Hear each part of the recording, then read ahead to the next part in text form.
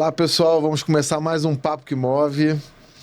Episódio número 70. Meu nome é Rafael Batista. Todo mundo sabe que eu gosto do número 7, então é um episódio mais do que especial. Batemos a marca dos 70, rumo ao 100. Isso aí. Ao meu lado, minha esposa, Carol Gonçalves, mais uma vez comigo, deixando essa mesa bonita. É que os convidados estão bonitos, os convidados são bonitos, mas... É isso. Olá, pessoal, sejam bem-vindos a mais um Papo que Move. A Carol sempre prepara uma apresentação que todo mundo elogia, já é a marca do nosso podcast, ela prepara com o maior carinho. Então, presente nossos convidados, que é um tema que o pessoal tem pedido. Fala assim, e 2026? Invista em quê? Invista onde? Aí tira o real... Spoiler. O real não tá valorizando, tá perdendo, se investe real, tá perdendo. Aí vai pro dólar, dólar tá caindo. Aí bota Bitcoin derreteu. Hoje eu quero saber onde é que eu boto o dinheiro. 2026 tem de tudo, né? Tem de tudo. Tem Então, de eleição, Copa. vamos apresentar nosso time aí, vamos esclarecer as dúvidas que vocês têm perguntado bastante sobre investimentos aqui pra gente. Então vamos lá. Hoje a conversa é com dois profissionais que vivem o mercado financeiro fora do hype, mas perto da decisão real. Marcelo Popov, sócio e diretor de novos negócios na Lifetime Investimentos, é quem olha o cenário macro, conecta os pontos do mundo e transforma tudo isso em estratégia quando o futuro parece mais confuso do que claro. E Luiz Teodoro, sócio e head comercial da Lifetime, está na trincheira todos os dias, falando com investidores, vendo de perto como o medo, o ruído e as manchetes influenciam decisões que custam caro no longo prazo. No momento de dólar instável, eleições, tensão geopolítica e excesso de opinião na internet, a pergunta que começa esse episódio é simples. O que realmente importa para o investidor brasileiro e o que é só barulho e faz perder dinheiro? Sejam bem-vindos. Exato. Gente, já... Depois de uma apresentação dessa, tá falando da gente. Sejam bem-vindos, turma. Obrigado pelo tempo de vocês. Pô, obrigado. Certamente é um ano que ele não é... Ele é um ano atípico, né? Ainda mais que a gente entra nele com números desafiadores, né? Principalmente. Agora, sim, uma grande verdade aqui no nosso negócio, não tem muita emoção. Porque a gente atua com estratégia, né? Não existe emoção, não existe... o dólar subiu! Cara, no modelo, o dólar subindo, a carteira do portfólio se comporta assim. Dólar caindo, o portfólio se comporta assado. Mas tudo isso é previsto quando você monta um modelo, né? Tudo mapeado, né? Mas certamente que um ano como esse aqui, ele é divertido, no mínimo divertido, né? Certo, Luizão? Eu acho assim, a pergunta até fala um pouco do que o investidor precisa pensar num ano como esse, como que a gente se posiciona. A nossa cabeça é sempre de proteger o portfólio dos nossos clientes e literalmente perpetuar o patrimônio deles. Então, quando a gente olha a dinâmica de Brasil mesmo, a gente começa um ano ainda com um cenário muito positivo para o investidor conservador, né? Você tem uma Selic a 15, apesar, né, do último ano ter sido um ano bem diferente, onde a gente viu um fluxo gringo muito forte, né? Acho que foi o primeiro bull market da nossa história, onde a Bolsa bateu recorde e o investidor pessoa física estava fora do mercado, né? Mas a gente começa um pouco mais apreensivo, né? Querendo ou não, apesar do otimismo com o emerging market, você tem um ano de eleições, bastante incerteza no radar, né? A geopolítica global mexe muito com isso. Eu gosto de um termo que eu esqueci o nome da pessoa que está falando isso pra caramba, que vai sempre ali a turma do Salomão, do Market Maker. Vocês devem ouvir, né? Professor Rock. Foi com o professor Rock. Ele foi com o professor Rock. Ele já foi até... Trabalhou, acho que, como ministro e tal.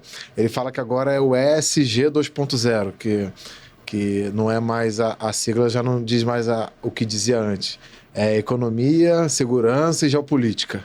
Então, assim, aí você analisa seus investimentos agora olhando isso, que a geopolítica, num geral, que tem tudo a ver com economia e segurança, vai ditar o ritmo dos movimentos e investimentos desse ano. Vocês concordam com isso? Tipo, geopolítica é o assunto do momento?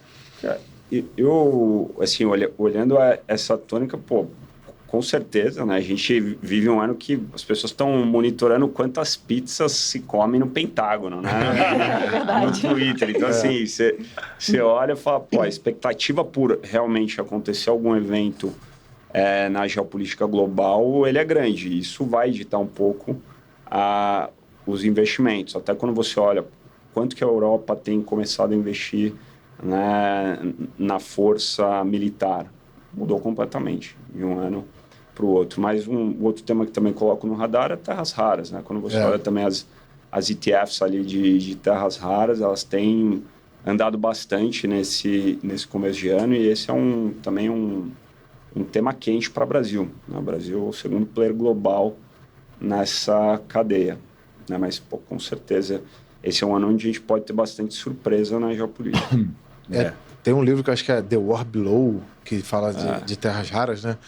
Eu comecei a ouvir um resumão dele, assim, achei, cara, eu acho que o Brasil, ele também tem um quê de sorte, né? O pessoal sempre fala que a gente é muito grande para entrar num buraco, né? Aí vem um ano, vem terras raras e será que a gente vem com pré-sal novamente aí? E todo mundo em crise e a gente vai... Cara, ontem eu tava com o Schelini, né? Qual é o primeiro nome dele mesmo, Carol? Com o André Schelini. André Schelini, eles estão... A Câmara Brasil-Itália está abrindo uma unidade no Mato Grosso, no mesmo prédio que a gente tem o escritório lá em Cuiabá, e ele vai ser o delegado principal lá, o delegado-geral da Câmara de Comércio Brasil-Itália, e ele também é diretor do Sebrae lá, um cara que conhece todo o mercado. Eu estava com ele ontem, ele estava contando o seguinte, né? O Mato Grosso, pra você ter uma ideia, né? Em termos de tamanho, ele é o terceiro maior exportador de alimento do mundo.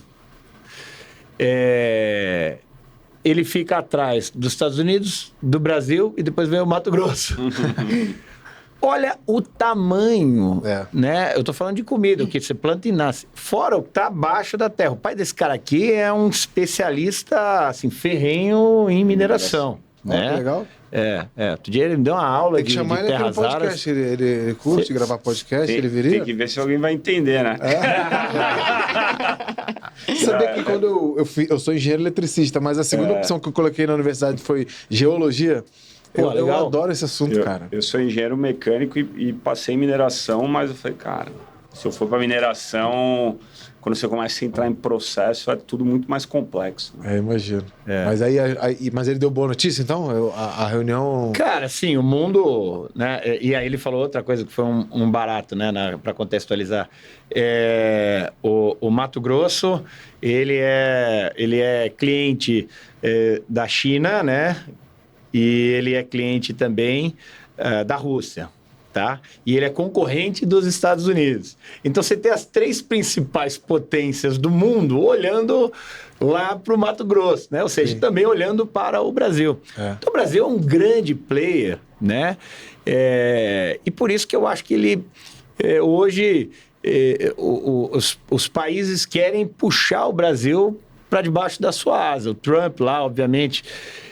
brigando para ter o Brasil do lado dele, China e Rússia também. E no final do dia, eu acho que a gente faz um jogo muito bom de meio que vai aqui, toma café com um, toma café com outro. Isso é verdade. Né? A gente faz um trabalho muito bem feito, né? Brasileiro, né? Brasileiro, exatamente. Não né? se posiciona. Então, acho que essa é uma habilidade que o Brasil sempre teve, né? De conseguir sentar na mesa com todo mundo e falar, não, pô, calma aí, pô, vamos fazer negócio, vamos tomar uma caipirinha e tal. Eu sempre admirei esse jeito do Brasil de fazer negócio, eu acho que é por aí, né? Isso coloca desafio pra gente? Não. O que coloca desafio pra gente? A governança do país. Incrivelmente, cara, a gente podia estar muito melhor. Sim. Essa é a grande realidade. A gente só não está melhor porque, putz, a política fiscal derrapou, batemos aqui no muro da dívida pública que estourou com uma taxa de juros altíssima. Porque também, se eu não cobrar essa taxa se eu não colocar o país para pagar essa taxa de juros aqui, eu não capto dinheiro. Sim. Né? Então, hoje a gente está... E corre risco de você estrangular a economia ali na frente, né? Então, assim, o cenário, toda essa construção de cenário é o que traz a possibilidade. Se você tem uma continuação do governo atual, falar nem se ele é ruim, nem se ele é bom, não tem juízo de valor aqui. Estamos falando fato. Se ele continuar com a política fiscal que ele está, o país, cara, daqui a pouco não consegue pagar as políticas que são importantíssimas para o país, ninguém está falando que não são, que são as políticas sociais que a gente tem, certo? Agora... E sendo reeleito vai continuar, a vai premissa continuar, dele, aí vai gerar um problema, né? Você sabe que eu tenho... uma premissa repetida desde 2002, basicamente, e assim vai, né? E você sabe que eu tenho um amigo, Bruno Soller, ele é um cientista político, ele é dono da Real Big Data. E ele, cara, tá aí o tempo todo no Antagonista, na TV Record, na Globo News e tal. E ele falou o seguinte, cara, você tem o que o mercado... Por que o mercado sobe? Qual a possibilidade de você ter que mexer no fiscal? Você tem uma necessidade de mexer no fiscal. Então, assim, a bolsa sobe, o pessoal apostando antes de dar a largada do páreo, certo? Então, a bolsa sobe antes, né? Não tem nenhum milagre acontecendo no país. Agora, quais que são os riscos de você trocar o comando do país? Tá? Qual que são os riscos para o Lula? Ele comentou uma coisa que é verdade. As pessoas compraram o discurso do Lula de que, eu vou voltar a comer picanha. Eles lembraram de uma transformação que aconteceu lá a partir do Lula de 2002, que foi uma puta mudança, né? Que o Bolsonaro, quando entrou, prometeu e não conseguiu cumprir, não transformou a vida deles. Aí eles vão lá e, o outro aqui está com um discurso que eu já vi acontecer. Cenários macroeconômicos muito distintos também, né, do de 2002. Pegou uma pandemia e tal, né? Agora, sim, ele compra de novo isso daqui, só que ele não tem. Ao contrário, tem pior. Então, esse é o risco do Lula hoje, né? Sim. Ele enfrentar a eleição com um peso desse nas costas, né? De não ter dado a picanha, né? Exatamente. Não entregou. Assim, Não então, assim, Bolsa rampou com uma possibilidade de troca dessa política que hoje não está dando certo, tá? Por uma renovação, tá? E a renovação é o que a gente está vendo hoje, né? A direita hoje, ela ainda se organizando. Acho que está mais articulada do que há um mês atrás. Mas o mercado está cobrando isso, né? O risco, né? Vamos arriscar a troca da troca da política fiscal, né? Não é nem troca de... E tem um ponto falando de mercado que, querendo ou não, investidor global, né? O Trump trouxe uma outra dinâmica para os mercados, né? Então, o europeu, o asiático, eles olharam e falaram, olha a minha concentração em mercado americano. Ela é muito relevante. Quando a gente olha a própria Dinamarca, estou comprando treasuries, mas espera aí, estou financiando um cara que pode eventualmente atacar a Groenlândia, né? Não faz sentido. Vou começar a reaver a minha alocação de capital global. De novo, ninguém aqui está falando que os Estados Unidos vai deixar de ser uma hegemonia, né? Muito pelo contrário. Mas havia ali uma concentração como nunca se houve. Isso fez com que os recursos eles começassem a voltar para mercados emergentes. E o Brasil, ele vive um momento onde a gente está, inclusive, under emerging markets. Então, esse fluxo, ele veio muito de encontro a voltarmos a ter minimamente uma liderança no cenário de mercados emergentes. Pois a gente dá uma sorte, cara. É isso que impressiona no Brasil. Né? E quando você olha o upside, ele está muito ligado, principalmente às blue chips, porque esse recurso ele entra via índice, né? E aí ele pega as maiores empresas, as mais capitalizadas dentro do nosso mercado, né? Mas, de novo, isso não significa que a gente está com a economia melhor, que o nosso modelo é diferente. Muito pelo contrário, quando você olha a produtividade, a renda per capita do brasileiro, você não tem mudanças, né? E adicionando a isso, a gente tem é mais demérito do mundo do que mérito nosso. Exato. E aí tem uma questão que é importante aqui, né? Qual foi a moeda que pior performou no mundo nos últimos 5 anos? Eu não sei exatamente, mas provavelmente foi o real, né? Uhum. Isso quer dizer que, então, o dólar se valorizou muito frente ao real, né? E aí, quando você vai montar a sua cesta para emergentes, você é lá... fundo de pensão da Noruega, o maior detentor de capital do mundo. Fala assim, esses 3% dando sopa aqui, que é muito dinheiro, cara, vamos colocar em emergentes. Coloquei em emergentes, eu vou olhar aqui assim, qual que está mais descorrelacionado, né? Qual que está mais fora da média aqui? o real. Então, eu vou comprar o real. Então, eu tô comprando... E além de eu comprar o real, a chance dele... Bom, o dólar vai cair, é certo. Isso é dado no mundo inteiro. Então, eu vou comprar uma moeda que naturalmente vai se valorizar mais, porque o dólar vai se desvalorizar, ao contrário, né? E somado a isso, eu vou colocar onde? Eu vou colocar em capital de risco, porque além de tudo, eu tenho as empresas lá que estão bem, tem dívidas, né? Eu compro aqui, a taxa de juros caindo, porra, eu tenho já, a bolsa está aqui nesse nível de dívida, nesse nível de juros. Os juros caem, gera esse valor. Então, você tem uma alavancada muito grande para esse cara comprar aqui, o risco para ele vale, porque nós estamos falando de pouco dinheiro para esse cara. E né? O carrego também, né? O cara literalmente tomava dívida e investia 15, né? Com um real muito desvalorizado, né? Todo mundo lembra, sei lá, um ano e meio atrás, 6,20, vai bater 7. Aquilo foi o topo, né? Tu acha que... Você vai fazer a pergunta pra lá? Não, você acha que... Você falou da hegemonia dos Estados Unidos.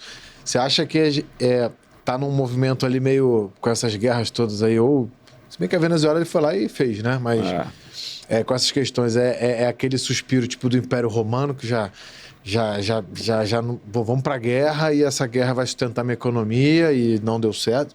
Tem um livro que fala da queda, ascensão e queda, né? E termina assim, com guerra pra caramba. Ou eu também ouvi falar de uma teoria do milkshake, que eles botam para desvalorizar o dólar mesmo, para depois ele comprar tudo de uma vez só. Tipo assim, vocês acham que qual é o caminho que agora? Chegou o fim dos Estados Unidos? Não, os Estados Unidos é gigante, mas assim, vai dar uma rateada ou ele volta mais forte? Ou ele volta mais forte? Pois eu acho que, assim, essa pergunta ela é muito complexa, mas tem um desafio geográfico que é muito grande, né, dos Estados Unidos perder a hegemonia dele. Eu não consigo enxergar uma dinâmica em que nós ainda vivos, eu pegue um avião para abrir uma conta de investimento em Xangai. Por mais que a China consiga impactar muito as economias asiáticas e começar cada vez mais a ser tradable, né? Isso já tem acontecido. Hoje o renminbi é a terceira moeda que mais é negociada no mercado, mas a barreira linguística é um ponto e é muito difícil você substituir toda a economia americana em todas as profundidades que ela habita, né? Então, isso vem de Bretton Woods, né? É difícil mudar essa dinâmica, mas um outro ponto que eu acho que ainda prevalece é uma discussão, será que o Trump está querendo mesmo desvalorizar a moeda para literalmente tudo ficar mais barato e isso entregar depois uma hegemonia maior para o dólar? Essa pergunta a gente não consegue hoje responder.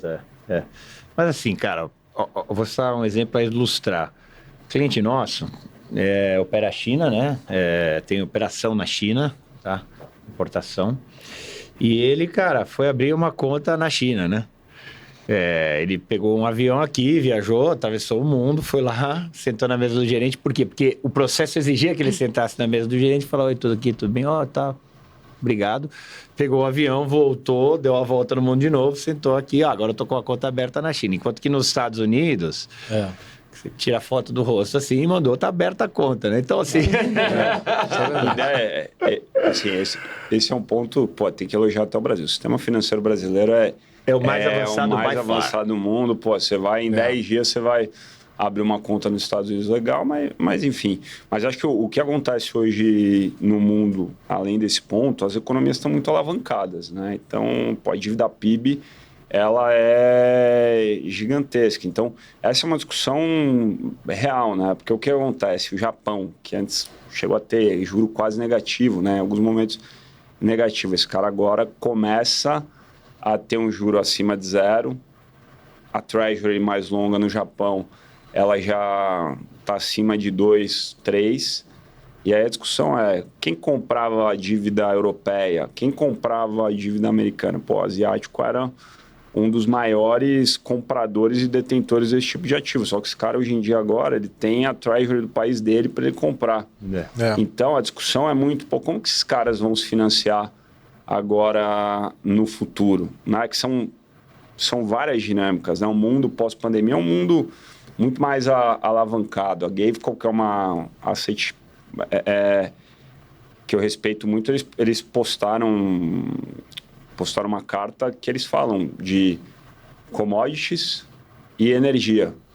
Porque nesse mundo atual, né, o que a gente ouve, a alavancagem de AI, várias empresas nesse ciclo da cadeia emitindo dívida, né, a própria Microsoft, Oracle, a cadeia entre OpenAI e NVIDIA, e todo mundo com medo, né? E aí o cara olha essa situação, aonde ele consegue ter conforto? A energia, que eu sei que esses caras vão precisar. Então, eu vou comprar tese de energia, eu vou comprar commodities. Por quê? E commodities eu coloco também ouro e prata, porque ele não consegue ter a visão de onde o mundo vai. Eu não sei se eu compro a moeda chinesa, japonesa, ou se eu fico no dólar. Mas eu sei que está todo mundo tão indeciso com essa nova situação. É por isso que o ouro prata que ainda tem muito capital, muito fluxo para ouro e prata, mais ouro, né?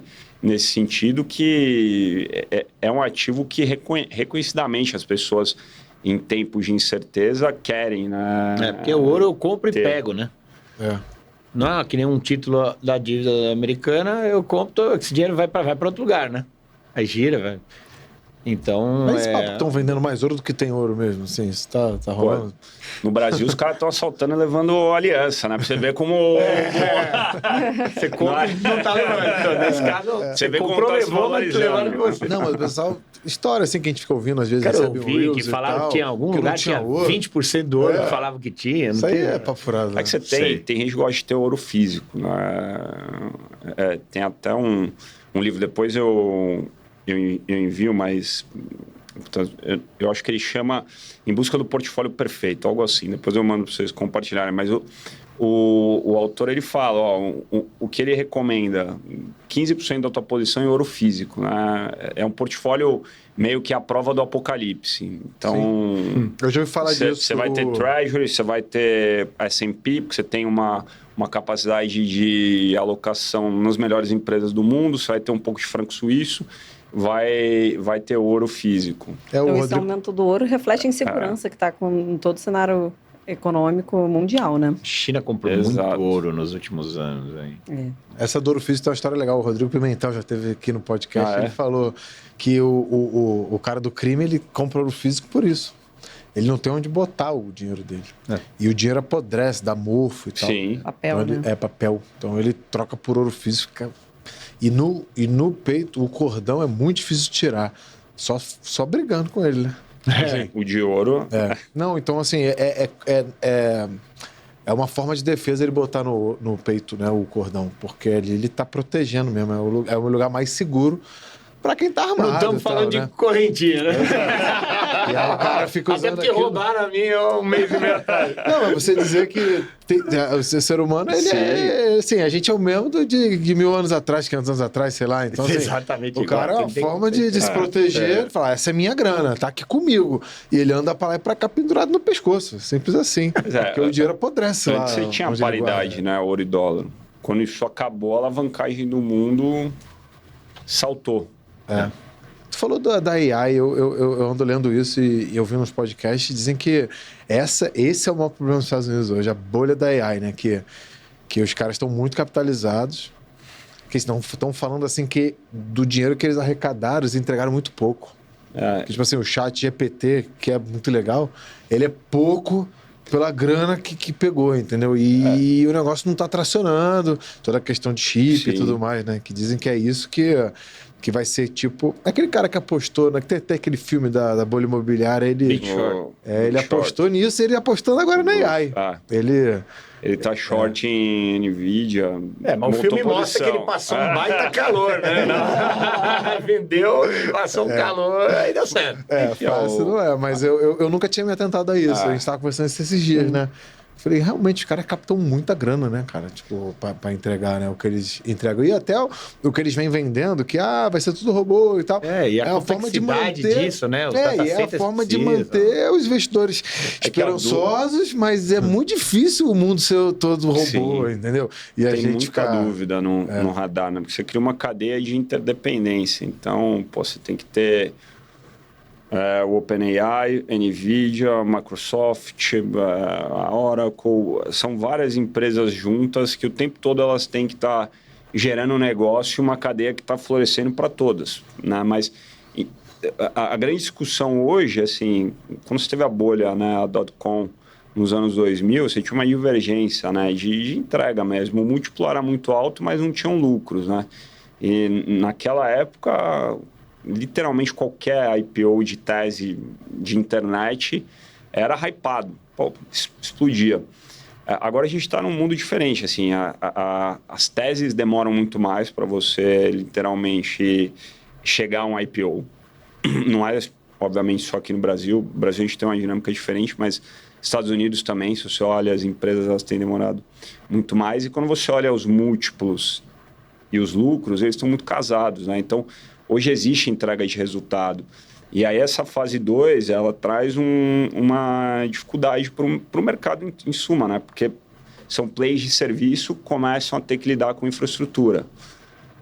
E aí, além de toda essa dúvida se a alavancagem ela vai realmente gerar resultado, existe a dúvida daquele CEO específico conseguir agora ser um cara que vai ter que lidar com uma dívida, né? Não é mais um play de serviço. Como que esse cara vai se comportar? Agora ele é quase um play de infraestrutura, né? Então, nessa nova fase é uma discussão. Só que é difícil hoje você chegar e falar, cara, é bolha. É difícil, né, afirmar isso. É difícil. Apostar dinheiro, né, cara? Puta. Eu acho que você tem, em tese, mais fácil para ganhar dinheiro com a parte que chacoalha do portfólio. Porque nesse risco que o cara tá tomando é 8,80, né? O que a gente... aposta que, cara, que a curva de juros vai fechar no Brasil, que em algum momento ela vai, e você compra uma NTNB 60 longa, que, cara, ganha muito dinheiro quando acontece isso, que é muito mais óbvio do que uma tese que vai ganhar. Sim. Cara, que ficam... Já ouvi falar, pô, ali é a bolha, porque fica um vendendo pro outro, um vende, outro entrega, o outro recebe, vira e vê, eles vão levando esse negócio pro infinito. Tá bom, tem tese mais fácil para ganhar dinheiro, mais simples, entendeu? O que a gente fez nos nossos portfólios, só a partir de outubro a gente foi para uma tese que é de quality, não mais de tech. Tem um ETF que chama S&P Equal Weight, que você balize para ter uma concentração maior em tech. Então, quando você olha até todas as Magnificent, você vê que a maioria de outubro para cá não performou, e o S&P Equal Weight, ele conseguiu entregar valor desde então, né? Mas ano passado foi um ano dos EMs ali, Emerging Market superou a S&P. Mas vocês sempre trabalham com essa questão de proteger, né? Não é blindar o nome, né? Assim, preservar, né? Preservar. Desculpa, fugiu essa palavra. E essas análises são muito importantes, né? Exatamente por isso, né? Você fala, vamos numa tese mais com fundamento, né? Sim, a gente tem um time grande lá que toca toda essa parte, né? Então, na gestão. A gestão, essa parte é quem toma conta, né? É o time lá. Você tem os portfolio managers, você tem os analistas e você tem, obviamente, o restante do time aqui de middle e o back, claro. Eles que são os caras que estão ali definindo as estratégias, né? Porque você tem, obviamente, o asset management, o asset allocation, que é a definição de, agora a gente vai estar percentualmente, ao invés bolsa era 5%, agora a gente está vendo uma melhora, passa de 5 para 7. Então, os percentuais de cada caixinha de ativo aqui. Dólar, vamos ficar fora, vamos ficar lá dentro, vamos zerar. Título público pré, quantos vai... Então, esse é o asset allocation, né? E aí, dentro do asset allocation, você tem a escolha dos produtos, os portfólio managers são quem escolhem na gestão, e aí você também tem aqui, isso espirra para a área das mesas, na área da wealth, que vão também trabalhar a caça desses ativos no mercado, né? Então, você tem, cara, no final do dia, claro que você tem, em cada ativo é uma tese, né? Por exemplo, eu tenho lá, agora é a hora de comprar pré, por quê? Porque vai fechar a curva, só que vai se beneficiar. Isso é só uma tese, né? Aí na hora de comprar, você tem lá, o que a gente vai comprar de pré? Posso comprar título público, posso comprar título privado, etc. Mas tem uma coisa que é importante aqui, né? E que ganha mais dinheiro do que as teses. É o asset allocation. Concorda comigo assim, para ficar mais fácil, 90% renda fixa, 10% renda variável. Concorda comigo que esse portfólio fica assim, né? Eu tenho sempre que manter isso aqui. Essa aqui é a regra básica do meu portfólio. Aí a bolsa caiu. Esses 90% aqui virou 7%. Despencou a bolsa. Né? Virou 7%. O que eu tenho que fazer num momento desse?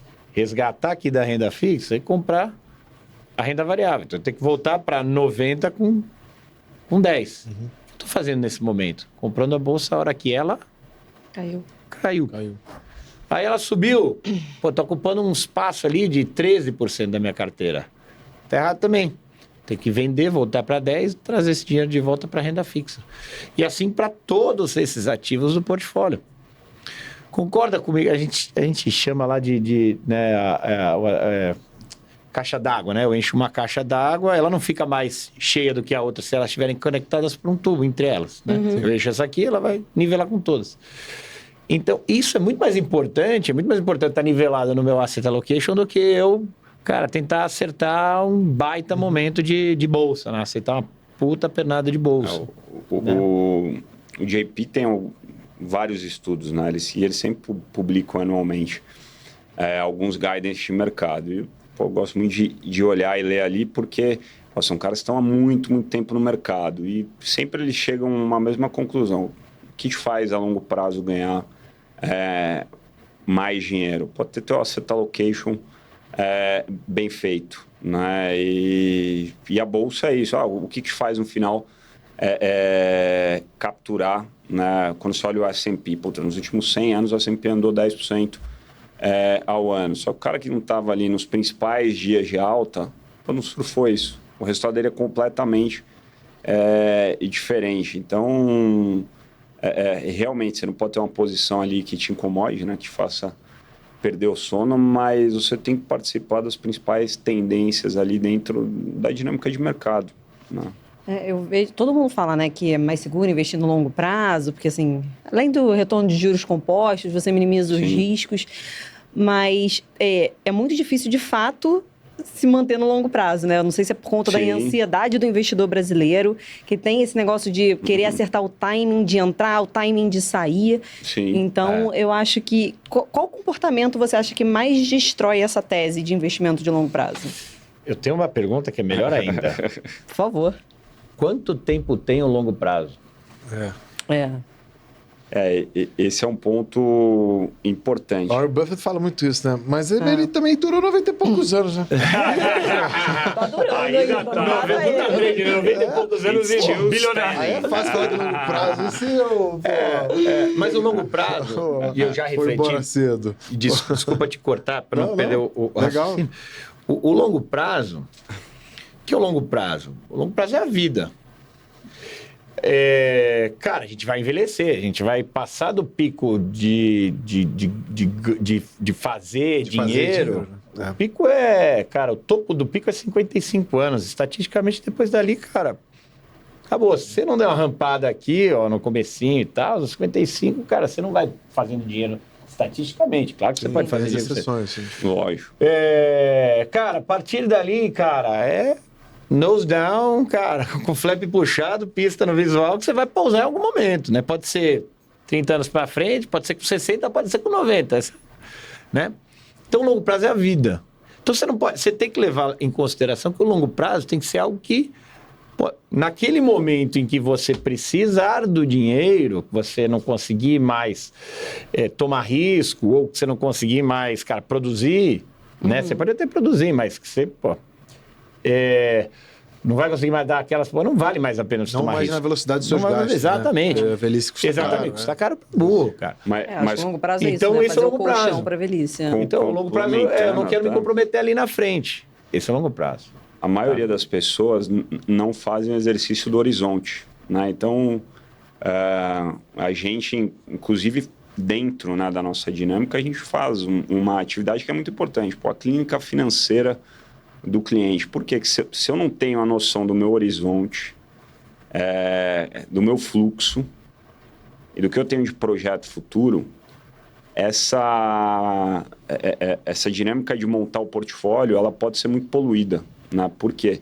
Eu posso estar over no risco no momento que eu preciso ter fluxo. E aí, qual que é a minha cabeça para aguentar algum tipo de volatilidade? Ela não existe, né? E tem um ponto, assim, bastante diferente. A gente viveu, né? O brasileiro viveu poucos bull markets na essência, né? E a gente vive num país de juro que nos últimos 22 anos faz País do rentista, né? Então, assim, o tomar risco, ele é uma necessidade? Não necessariamente. Tomar risco no longo prazo sempre tem que te dar um retorno acima do CDI. Só que, em certos momentos, isso pode não ser benéfico para a maioria dos investidores. Por quê? Porque existe um ponto atrelado ao planejamento, que muitas vezes não é desenhado, a educação financeira, né, que não foi construída para você conseguir realmente suportar esse movimento com calma, né? Falar, pô, vou deixar aqui de lado e olhar daqui a 5, 10 anos isso, né? E ao mesmo tempo, do outro lado, você tem uma taxa interna de retorno que é surreal, né? E talvez se você perguntasse isso para o americano, ele ia falar, cara, estou brigando aqui no S&P para conseguir 10% ao ano. Você sem tomar risco, você está ganhando 11%. No Itaú, né? O DB do Itaú. A gente, assim, tem poucos clientes e amigos que são risk takers, na essência. O cara que tem mais de 50% do portfólio dele investido direto em equities ou em private equities.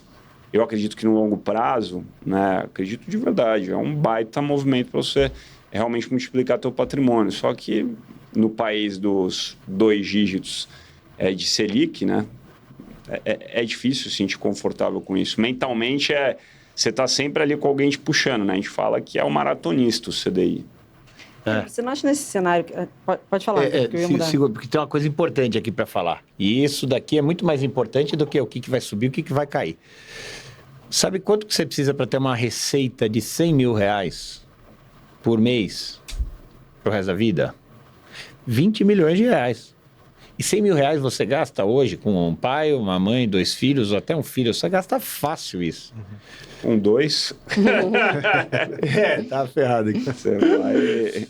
Então, cara, você gasta fácil isso, 100 mil reais. E para ter, você precisa de 20 milhões. E 20 milhões não é um número, cara, muito fácil de você atingir, não. Né? Então...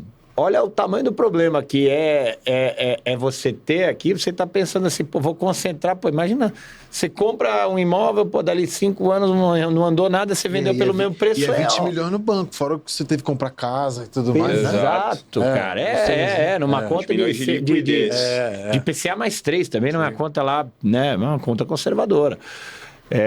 Mas assim, e eu vejo a turma hoje, cara, ganhando dinheiro na internet, cara, e rasgando. Eu falei, putz, cara, acho que não tá avisado, né? A última, eu converso muito com ela, né? Claro que é normal a gente abrir o nosso negócio cedo e a gente aprendeu ali no dia a dia, a nossa educação financeira do nosso pai e nossa mãe foi muito de, assim, guarda, mas meu pai não sabe investir em bolsa, essas coisas. O pai dela também tem um pouco de dificuldade nesse sentido. Então, quando a gente começou a ganhar dinheiro, é normal você gastar um pouco mais, né? Às vezes com coisas que não dão retorno. Sim. Mas gostoso, né? Sim. Mas hoje eu não... Eu mereço. De uns anos pra cá, cara, eu não consigo... Assim, boleto pra mim só de coisa que seja ativo, não passivo. Não consigo mais financiar um carro, coisa que eu fazia. Cara... Tava estagiando, ganhando uma bolsa de 1.000 prata, queria comprar um Celta. O carro era 160% do patrimônio, né? Que tira o carro mais a dívida. Alavancagem. Me arruma 3 mil reais aí que eu vou pagar um boleto aqui de 600 reais de prestação. E eu ganhava 1.000 de bolsa de estágio. Assim, é a cabeça do brasileiro de 18, 20 anos. É que você foi acostumado, pô, o valor era ter um carro, financiar um apartamento. É isso aí. Agora, hoje eu não consigo, a gente gosta de imóveis, até a gente teve, o episódio anterior foi com a Duda da Bel Radar e tal, a gente fica acompanhando essas coisas. A gente adora imóveis, você fala, cara, como é que tá de boleto aí? Boleto é um terreninho, é um negócio ou é veículo, assim? Cara, Sim. eu tô até quitando meu carro, eu fico contando as prestações, cara. Porque, assim, não aguento mais, porque pra mim já caiu minha ficha de Exato. que isso... Já tô com 38, fico pensando, cara, aí, ó, 55 é o pico. É o pico. Faltam 20 aninhos de correria. Então, assim, brinquei já de financiar carro, foi legal, dirigi uns carrinhos legais, mas assim, não mais. Agora. Assim, não um jeito também bom de você fazer isso é você empreendendo, né? Só que assim, também não construir uma empresa, você não consegue vender. Sim. Certo? Aquela empresa depende de você, que você é o vendedor, o pasteleiro, o cara que entrega, que serve. Mas você conseguir comprar uma empresa que minimamente você consiga vender, cara, com... Então você concentra o patrimônio na empresa, vive com o que dá, empresa rica, sócio pobre. Cara, vive com o que dá lá nos 45, 50 anos, cara, você vende. Aí você consegue fazer né? Enfim, claro que você... Nos últimos anos a gente investiu em negócios, né? A gente Sim. entrou de sócio negócio, construiu nossos negócios, mas como você falou, cara, risco, quando dá 55, 60, o gás Você tá não é o buscando, mesmo. E eu comecei a entender da finitude com meu pai, cara. Ele sempre foi um cara muito viril, assim, muito forte e tal. Aí ele tá com 70, vai fazer 72 agora em abril. E aí eu falei, pô, pai, vender teu apartamento e tal, mora mais perto de mim aqui, tem umas coisinhas legais lá, que é condomínio com infraestrutura e tal. Sim. Aí eu falei assim, acho que, cara, dá pra comprar agora na planta, ficar pronto daqui uns 4, 5 anos ele. Pô, Rafael. Falei, cara, pode crer. 4, 5 anos ele... Você tá com 38. Exato. Eu também, Ele cara. tá Aí com- a gente começa a falar, ele cara... tá com 7,1, cara. Ele falou, 5 anos pra ficar pronto? Já não é mais o... Já é ele já não dá diferente, mais pra essas coisas que daqui a 10 anos dá retorno. Eu admirava a Bíblia. Ele com Exato. 80 e poucos anos falava, não, eu gosto de investir em coisa que eu sei que daqui a 10 anos vai dar retorno. Eu falei, cara, 80... Ponto fora da Respeito, curva, né? cara. Tanto é que ele era o deal maker, né? É. Quando ele faleceu, que não adianta a família tentar fazer. Eles foram desmontaram a family office, vamos vender tudo, né? E vão ficar líquido, que é, né? Ele era o deal maker, né? Ele era o cara que tava na Ele era o frente. tomador de risco. E ele, sim, um empresário gigante, tinha grana, E tinha um dívida, exímio. tinha tudo. Ele era da operação Sim. ali. Mas ele falava, eu invisto em negócio que vai dar retorno daqui a 5, 10 anos. Eu falei, cara, que loucura, né? Assim, uma cabeça que eu acho que com Brasil 70 tem eu não faria. Porque assim, eu tenho o Memento Mori ali, eu sei da finitude. Senão, mano, tem uma Então, hora mas que não também, acaba, o cara pô. tinha, sei lá, 10 bilhões, arrisca 50 milhões. Arriscando tá bom. 50 milhões. Também o cara mete essa bronca, mas tá arriscando 5%. Né? Mas eu tive assim, a ali no noção risco, da finitude, pode. assim, conversando com meu pai, eu falei, cara, que loucura, realmente 5 anos já é um investimento de muito longo O prazo. tempo né? já mudou, né? Já mudou, Não já adianta. mudou. E já é, né? Meu pai também tá com 70, né? Ele só folga de quarta, porque ele trabalha ele mora na Ilha Bela, trabalha com barco na Ilha Bela, aluga, Legal. ele acorda 4h30 da manhã pra ir remar na Ilha Bela lá. Olha, que Então fala legal. assim, porra, cara, tá trampando, tal, né? Tem uns negócios dele, tem um monte de rendinha e tal. Mas, cara, realmente isso daí, cara, isso é verdade, né, cara? Fala assim, pô, daqui a pouco... Ilha Bela, não sei se já é o melhor lugar pra ele. Não dá Talvez pra a casa remar, que ele né? mora hoje tem escada, mas pô, você começa a falar assim, puta, eu preciso pedalar aqui, que eu tô... Essa ficha pra mim tem 1 ano, assim, mais ou menos. A gente começa a observar que o nosso pai é aquela sensação do cara forte, né? A gente fala assim, tá chegando no fim. A gente tá junto há 20 anos. Eu falei assim, cara, tem amigas, né, assim, amigos de escola, que quando a gente era amigo na escola, já ali com 12, se entendendo, os pais tinham a nossa idade. E aí eu olho hoje, assim, no aniversário do neto, assim, cara, fulano era bonitona, tá velhinha, né? Tipo assim... Pô, cara. Tipo assim, passou. Os coroa também. Pô, fulano tá careca, o cara era fortão, Porra. mano. Tipo assim, aquele paizão que tu olhava aí, dava medo, né? Assim, pô, o pai do fulano chegou aí, cara, pô, fica quieto. O cara já tá um velhinho, né? Começa a torcer como fala, pô, caralho. Mas é isso aí, a gente tá conversando aqui de longo Ao prazo, ficou meio nosso- filosófico o papo, mas... Ficou. Agora tem uma que é engraçada ainda nessa linha aqui, né? Tem um amigo meu, né? Ele tá com 62 anos, né? A mãe dele faleceu, ele tem uma filha. Eu tava falando exatamente esse papo aqui com ele, perdão, desculpe. Tava falando até esse papo aqui com ele, ele falou assim, meu irmão, eu tô com a chave do cemitério. Eu falei, puta. Pô, a chave do cemitério é foda. Você sentir ainda é novo. Não, eu não sinto, não. Eu senti o meu pai, né? Ele sim. tá bem, mas aí eu...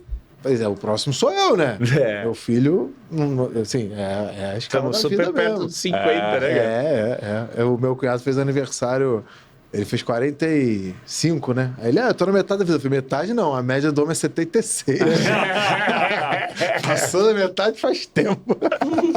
Tadinho, no dia do aniversário dele, ficou meio triste. Pô. Pra quem tá te pergunta aí, vai lá. Então, a gente estava falando sobre a questão de aqui no Brasil, assim, toda a taxa de juros alta e tal. Aí eu fico me questionando, é um mercado, assim, que teoricamente não deveria ser tão influenciado pelo volume de informações que não necessariamente são verdade, né? Que hoje em dia a gente tem muito fake news. Sim. E ainda acaba tornando o mercado bem mais volátil. Por que vocês acham que acontece isso, assim? Se a gente tem uma taxa de juros de 15%... Onde que ainda vale a pena tomar risco tendo essa taxa? A nível de mercado Brasil, né? Exato. O que acontece? Né? O mercado de bolsa ele sempre vai ser um mercado de longo prazo, mas sempre vai ser um mercado de curto prazo especulativo, né? Então, isso existe em todas as bolsas do mundo. Por isso, você tem os traders, em suma. E a notícia, assim como o mercado americano no mercado brasileiro, é a mesma coisa, né? A notícia, ela dá preço, óbvio, né? Você tem ali a notícia que vai precificar o fato, e aí quando o fato acontecer, já foi, mas a especulação faz parte do negócio de bolsa. Então, seja aqui ou seja em qualquer outra bolsa do mundo, você tem o pré-mercado. No pré-mercado tem todas as notícias do dia, todas essas notícias elas acabam fazendo preço, e por isso no final, né, quando você faz o valuation de uma ação, você está olhando ali o longo prazo dela e não o curto. O que mudou hoje, né, na nossa cabeça é que a quantidade de notícias ela é muito maior, né? Então, não sei se já fizeram isso, cara. Acorda cedo, vai malhar. Pum, pum, pum, pum, pum. Cara, vários mesmos veículos falando a mesma coisa. E você fala, se bobear, vou cancelar aqui, só ficar com um, porque é a mesma notícia. Então, você tem muito mais fluxo de notícias para o bem e para o mal o tempo todo, né? Então, isso, obviamente, aumenta a especulação, né, no curto prazo. E é gozado também, porque às vezes foi só um fundo grande ajustando o portfólio. Tipo, ele vendeu um pouquinho mais de Petrobras para ajustar a posição do fundo. E aí, cara, caiu 1,5%, que a posição do cara era grande. Só que o repórter precisa dar notícia. Ele vende notícia, né?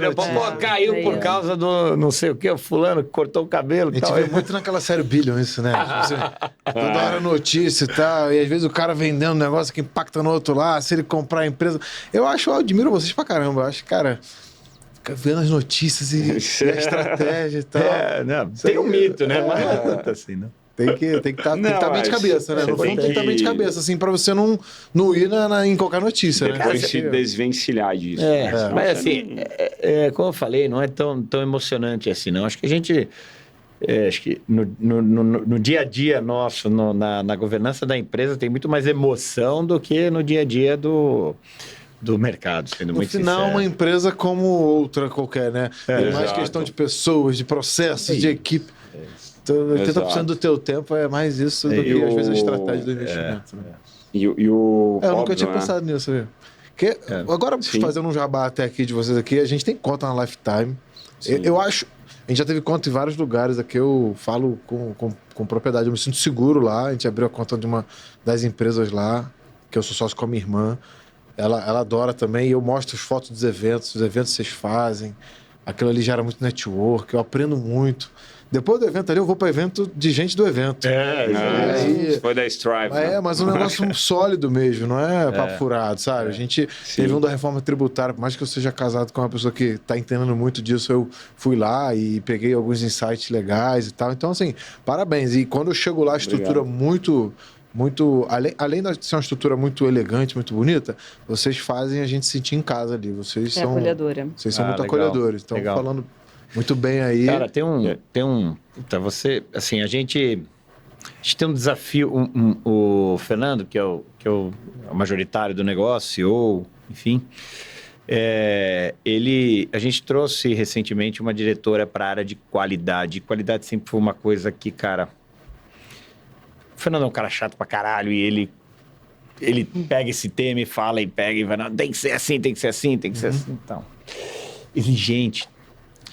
E a gente recentemente trouxe uma diretora de qualidade e o Fernando soltou para ela assim, cara, eu tenho uma ambição. Eu quero ser referência global em qualidade.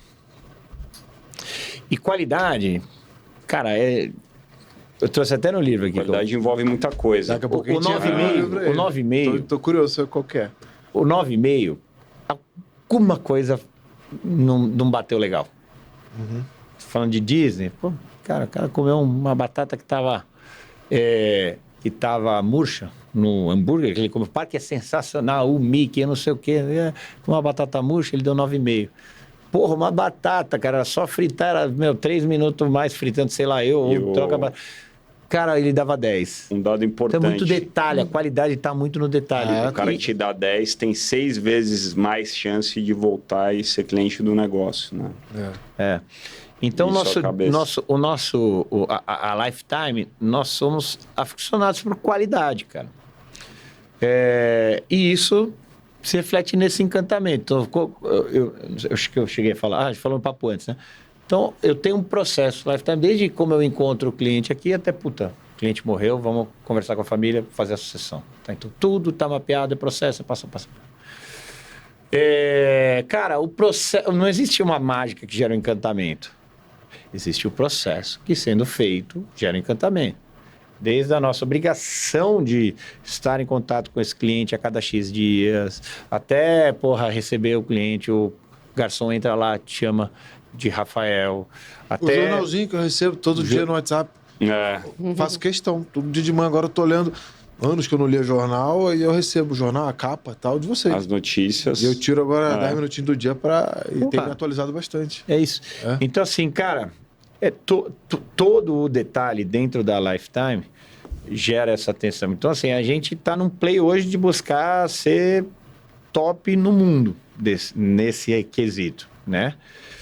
E, cara, a gente só tem um concorrente nisso aqui, que somos nós mesmos, né? A batata murcha que eu não posso deixar chegar no cara, porque vai dar um 9,5. Então, assim, é muito do que a gente se propôs a fazer, cara. E, porra, tá feedback legal, né? Tá propaganda. Não, mas é um feedback mesmo. Tá melhor do que eu ficar falando aqui. Não, vamos lá, que é bom, tal, pô. A gente já teve contas e tal. Eu já olhei, assim, lá é BTG, já olhei XP e tal. Mas eu me sinto muito seguro ali e sinto seguro com o BTG, assim, nada contra a XP, nunca nem tive conta lá, mas assim, eu gosto do BTG, a forma que trabalha e tal. O nível dos profissionais é muito bom. Eu acho que é a maior partnership aí da América Latina, mas o negócio da qualidade pra gente é um tema importante, mas acho que o mercado, e até voltando um pouco, o mercado, ele perdeu muito isso, né? A relação cliente e a outra ponta, elas ficaram transacionais, elas ficaram uma relação de produto, né? E é a nossa obrigação trazer cada vez mais essa relação para um lugar onde cliente e gestão sentem um do lado do outro, né? E tenham uma relação de longo prazo e uma relação de transparência. Essa questão do produto é um bom ponto. Fala aí o que você vai falar. Não, tá falando. Não, essa questão de produto realmente... Eu vendo para você, você compra, eu sou esperto, você é o tonto. No banco comum, assim, não vou citar nomes, a gente tem conta de empresa e tal. Você quer essa linha de crédito? Não, mas se fechar um título de caracterização aqui... O pé quente aqui... que o banco tem aqui no Brasil é que, assim, quer te empurrar produto que é bom pro gerente bater meta e não para você, então... Não, fica tranquilo, a gente abre também essa conta aí dessa empresa. Não, a ideia é levar cada vez mais as contas da empresa para lá e concentrar, porque... Tá chato falar tudo de morte aqui, mas não, mas essa parte de sucessão que você falou é bem interessante. A gente tem filho, a gente fica pensando, cara, onde é que estão as coisas, né? Eu tive essa conversa também com o Coroa e ele recebeu bem. Eu falei, cara, vê aí, o cara não era teu, mas você venda tudo e gasta tudo, mas vê aí, cara, porque esse negócio de que passa aí, vem inventário, não sei o quê. É que é uma dinâmica diferente, né? Você fala, cara, o americano ou o europeu, esse cara vai pagar 40%. Né? Quando ele morrer, a família dele tem que arcar com isso. Então, é algo que eles já discutem, né? Eu não vou deixar 40% do meu patrimônio para a minha família pagar. O Brasil, antes isso era 2%, agora é 4%, mas vai crescendo, né? Naturalmente. Então, é um papo importante. E assim, isso a gente está falando da tributação, né? Sim. Tem um cliente que tem um caso lá, cara, que ele deixa um monte de imóvel, uma dívida. Aí, putz, Liberou o imóvel. o sucessor recebeu os imóveis e tal, e gastou o que tinha para pagar a dívida, não tinha dinheiro pro imposto, aí teve que vender um imóvel para pagar o imposto. Né? Nós mesmo, né? A gente... Né? Minha esposa recebeu uma herança, cara, a gente gasta quase 300 mil reais para receber. Pô, não estava querendo comprar um imóvel. Exato. A família dela tem essa questão, né, de imóveis e tal, eles gostam dessa parte de imóveis, assim, tudo é muito caro, com inventário, e às vezes realmente, você não quer comprar um imóvel. Agora, né? Você não quer botar essa grana na frente para ficar com o imóvel, né? Não tava no teu planejamento. Sim. E são valores altos, né? Tem, acredito, posto, honorário advocatício, uma série de coisas, né? Honorário. Tem, ITCMD, ITBI, E vocês cuidam de tudo lá, né? custo de cartório. Vocês orientam. A estratégia do patrimônio, óbvio, né? Gestão é algo que a gente nem discute, né? A cabeça de perpetuar patrimônio, os produtos, patrimônio crescer, tudo um etc. meio, né? Isso é um meio, né? Mas a parte de como eu vou planejar minha vida, ela muitas vezes é muito mais relevante no longo prazo. Porque um movimento como esse é responsável, muitas vezes no Brasil, pela descapitalização de famílias, né? Você tem vários casos que fazendas, fazendeiros, né? O pessoal do agro acaba tendo muito ativo e pouca liquidez, né? E aí a família às vezes nem sabe que o cara tinha aquele patrimônio e ninguém levanta, né? Do nada um capital desse. Né? E aí o que você faz? Mas você tem que planejar. Por isso, a gente, na nossa cabeça, você tem o objetivo de vocês é o fim, né? Pô, como é que é chegar lá, cara, e olhar para trás e falar, cara, porra, deu tudo certo, né? A gente tem uma grana aqui que a gente consegue manter uma viagem bacana por ano, 2 viagens bacanas por ano, o convênio médico, pô, um lar bom, a renda, etc. Então, aqui é o fim, aqui é onde vocês querem chegar, né?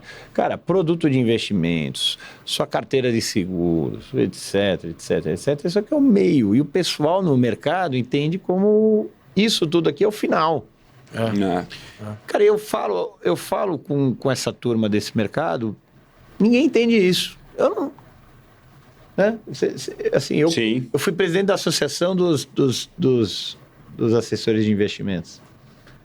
Parece que eu falo inglês.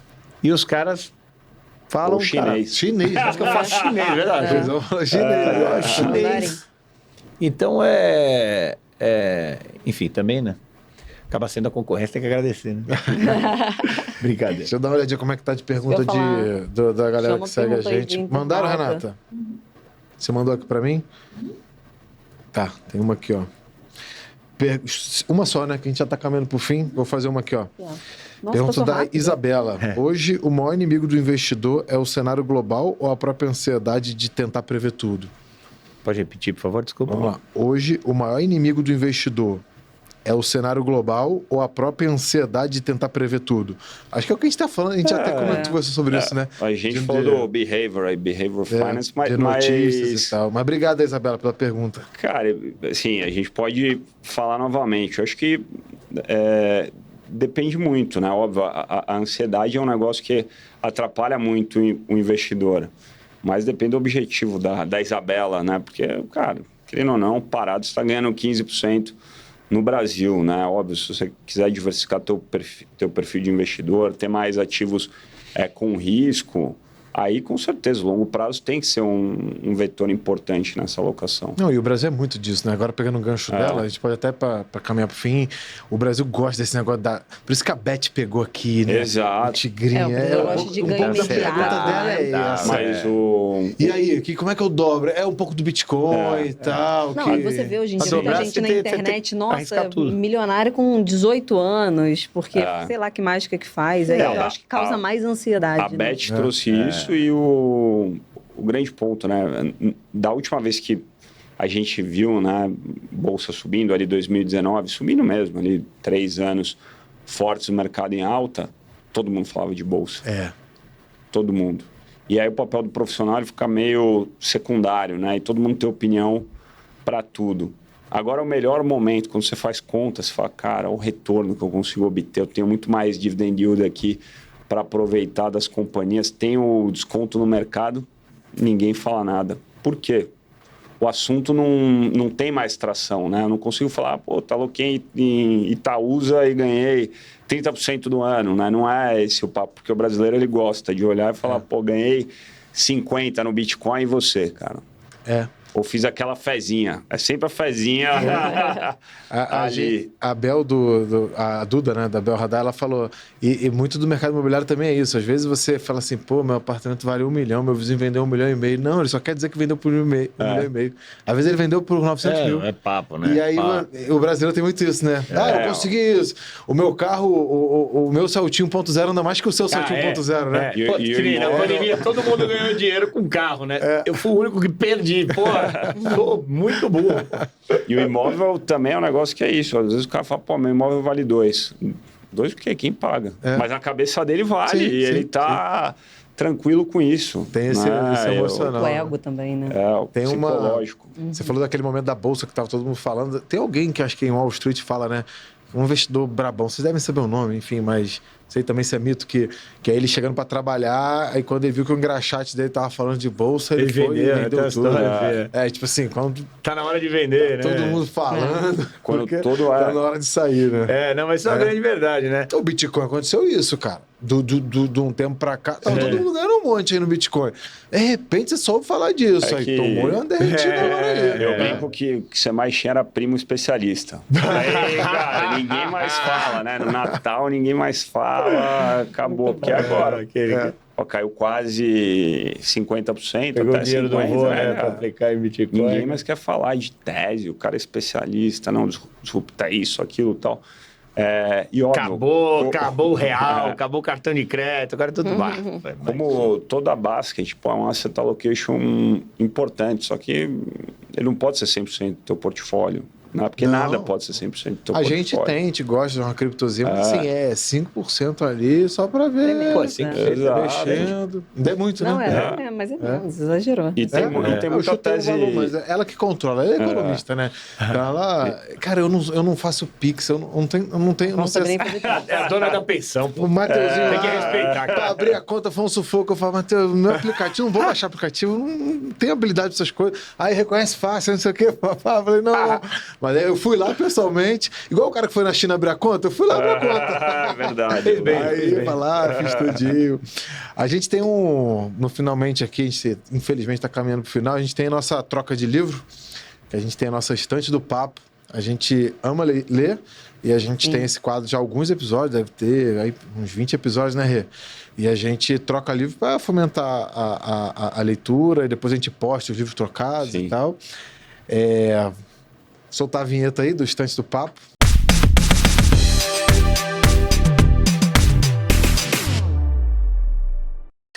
E vamos lá. Bom, tu já gostou do segundinho, né? Que entrou aqui. Negócio profissional, hein? Eu devia ter me mexido aqui pra onde eu vou. A gente ganhou esse livro da Duda, da Bel Radar. Ela falou, cara, esse livro aqui mexeu muito comigo, que é Negocie como se sua vida dependesse disso. Ela até falou o nome dele em inglês, que eu me esqueci agora, que em resumo é um cara que é um negociador do FBI, que ele negocia vidas, né? E não existe assim parte da vida, né? Trouxe o quê? Mas precisa ser um braço. A gente teve que negociar aqui. A missão foi maravilhosa. Não tem metade. Não tem metade. Então você negocia ou negocia, né?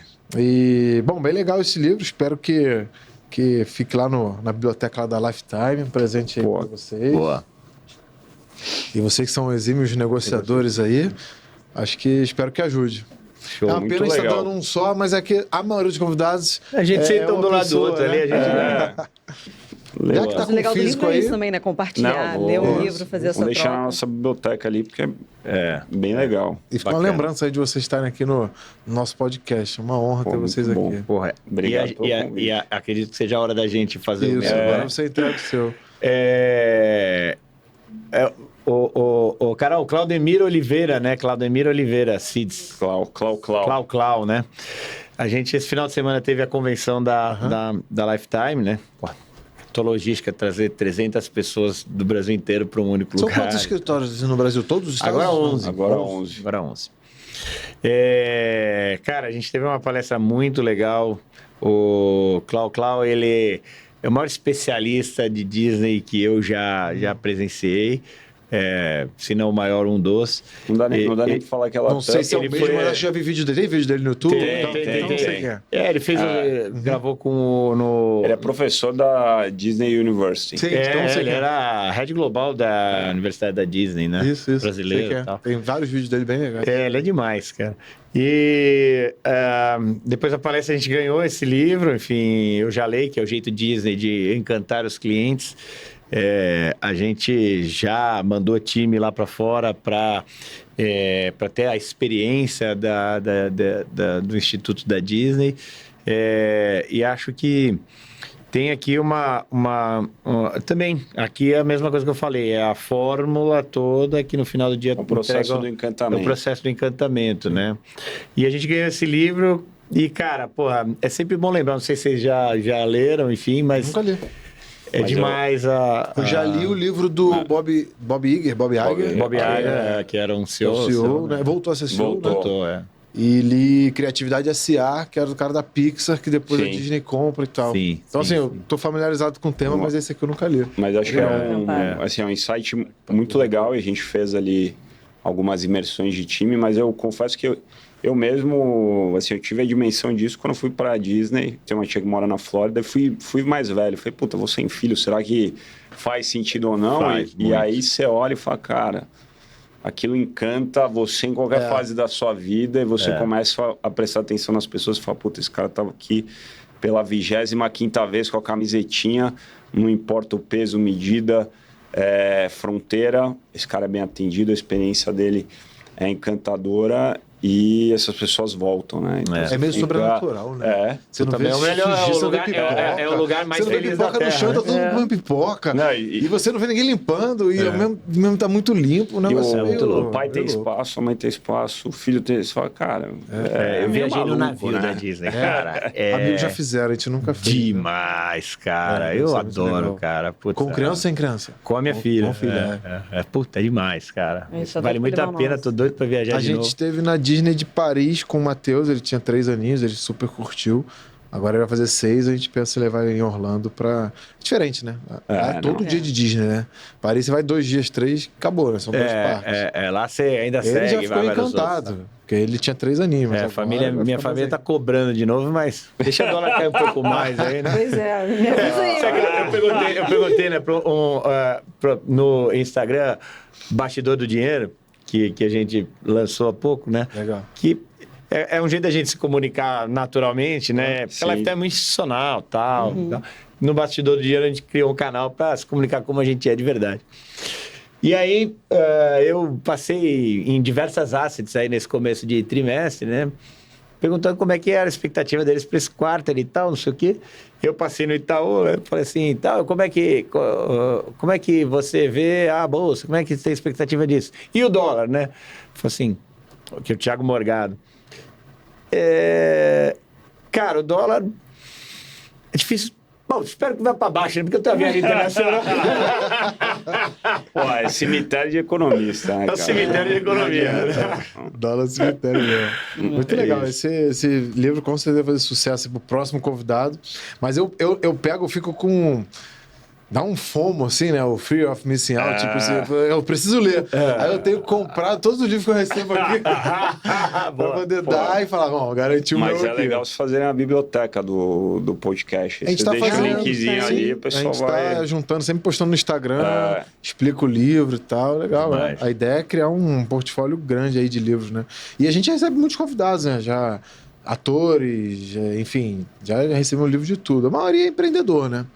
Mas a gente recebe livro de todos os tipos. Bom, a gente tem um finalzinho, se um de vocês quiser falar, ou os dois, para vocês darem um papo que move aí para a turma que está assistindo. Às vezes alguém que está querendo empreender, como vocês empreendem, vocês são sócios da Lifetimes. Alguém que às vezes quer só investir. Alguém que está pensando, o que eu faço em 2026? Segura o dinheiro no bolso, bota no colchão. Espera o dólar cair. Espera o dólar cair. Enfim, vocês têm um papo final aí para deixar para a turma que está assistindo a gente. Cara, posso falar, depois você complementa? Tá, cara, pensa sempre no longo prazo. No longo prazo, cara, se é tudo correto no curto prazo, não achar que existe encurtamento de caminho, né? No longo prazo você sempre vai se dar bem, né? Acho que essa é a grande fórmula do sucesso, para você não passar perrengue lá na frente, precisar de ajuda de familiar, etc. Né? O Warren Buffett, Charlie Munger fala, só não faz besteira, né? Só Você não precisa acertar, não. Só uma grande cagada. Vai ali, deixa o dinheiro, quer deixar no CDB, deixa, mas... É isso. Não, sem aquele CDB que promete muita coisa, igual aconteceu aí, né? Que depois derrete tudo e tal. No longo prazo, tinha um FGC por trás. Fazia Os tempo. outros bancos pagaram a farra. Você tava até ouvindo a Helena Landau falando, ela comentou, né? Que pô, antes do Plano Real você teve várias liquidações ali acontecendo, mas a gente não estava tão acostumado a ver um negócio grande desse jeito acontecendo, que move muita gente, né? As pessoas ouvem isso e, de novo, hoje não é um negócio que você vai ler uma matéria na Veja, que vai ser uma vez na semana. Não, é toda hora teu celular pingando notícia e começa a virar um fluxo de... uma espiral negativo na tua vida, mas enfim... para deixar um recado, acho que o ano de 2026 vai ser um ano complexo, né? Mas ao mesmo tempo, para o investidor, a gente continua tendo aí um asset muito bacana, que é o juros alto no Brasil, né? A gente tem um trigger que pode destravar ou não o mercado de capitais, que é a eleição, né? E aí a gente nem precisa saber quem vai ganhar, mas como vai ganhar. Né? O fiscal é um tema bastante importante. Acho que isso em algum momento tem que ser endereçado. Isso pode destravar muito valor. E a gente, o Marcelo, a gente acho que é tomador de risco, não só na vida como investidor, mas na sociedade. A sociedade é o ato contínuo de tomar risco pelo negócio. É assim que a gente pensa na Lifetime, né? Porque também pode ter gente que está ouvindo e fala, como que eu faço para se juntar um negócio? E o negócio é um negócio de partnership. Então, aqueles que tomam risco de forma composta criam valor para o negócio e ganham cada vez mais espaço. Então, acho que esse é o recado final. Boa. Muito bom. Muito obrigado por estar aqui. Uma aula. Boa. Valeu. Saber de investimentos. Como eu disse, eu adoro estar lá, me sinto em casa quando eu estou na Lifetime. Você sempre recebendo muito Fiquem à vontade. A empresa começou numa garagem, então se você está se sentindo em casa, a gente não perdeu a essência. Olha aí, que legal, que legal. A turma lá, o rapaz do... O barman ali, o cara ali que serve e tal. Aron. Pô, já começa sendo bem recebido pelo Aron, depois a turma ali. Os comes e bebes são muito bons também. Até falo pra caralho, de manhã cedo, vou nem tomar café. Chegar lá, vai ter um negocinho legal. Turma, muito bom ter vocês. Já viraram amigos. Agradecer certeza. a Iris aí que me apresentou a Lifetime. Prazer, a gente trabalha com isso é você. incrível. Sempre assiste aqui o podcast. Ela ficou muito feliz de saber que vocês estariam aqui. O Matheus sempre me manda o jornalzinho lá. Todo dia de manhã, sempre me assessora também. Calabresa. Então... Nosso vulgo Calabresa. Não sei se pode... Uma boa, obrigado aí por vocês terem aceitado vir no nosso projeto. Cada vez recebendo gente mais relevante, né? Sim, com sempre uma honra estar com vocês aqui. E voltem quando quiser. Vem em 2027, fala um pouquinho. Se deixar, a gente vem. E a gente também, precisa receber vocês pro nosso podcast dos bastidores, depois a gente combina. Legal. Vamos bater um papo quando acabar aqui. Isso aí. Bom, despede da turma. Segue a gente lá no @Papo que Move. Inscreve no canal Papo que Move no YouTube. Spotify também, estamos lá.